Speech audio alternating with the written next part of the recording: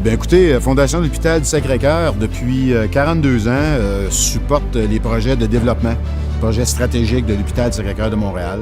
On a investi jusqu'à maintenant tout près de 80 millions. Dans les prochaines années, avec les nouveaux projets qui sont en construction, en réalisation, c'est un autre 15-16 millions qui va être investi.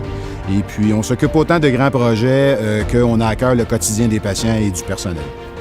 C'est une journée extraordinaire. La météo est encore de notre côté, mais surtout, entre la première et deuxième édition, passé de 70 à 200 participants, 13 équipes de l'hôpital, des médecins, des préposés, personnel, 11 équipes de l'extérieur qui viennent supporter notre cause. Bel exercice de mobilisation qui nous aide à justement pouvoir continuer à supporter tous les projets importants et au quotidien là, de l'hôpital.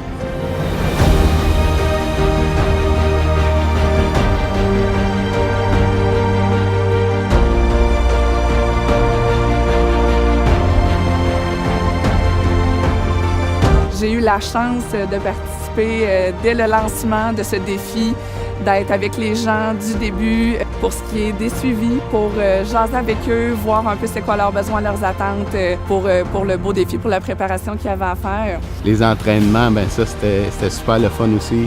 Les coachs avaient le tour de nous motiver, de mettre ça le fun, puis de pas mettre ça trop compétition. C'est ça qui était le fun.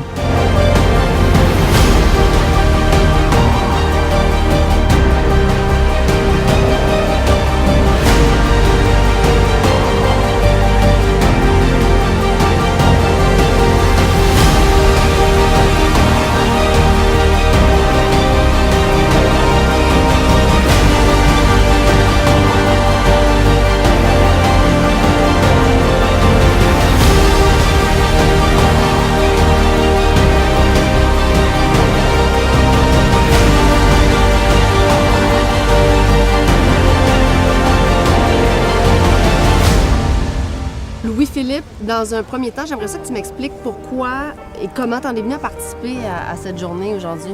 Mon chirurgien, Dr Fébraire, il m'a invité à participer à l'événement avec son équipe. Donc, quand il m'a demandé, je ne pouvais pas lui dire non.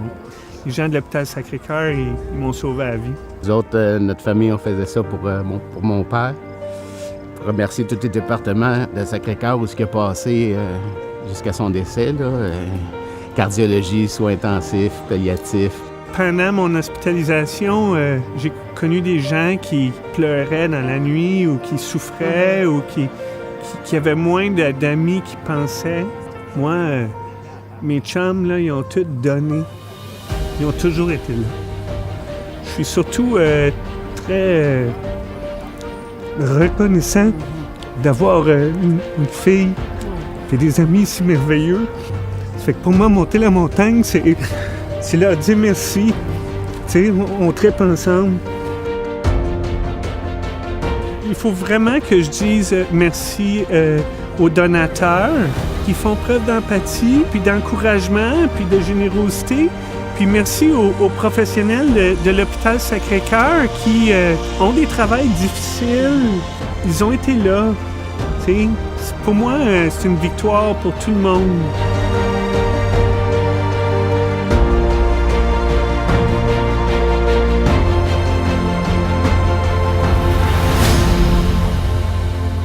Première expérience, puis ça a été au-delà de nos espérances.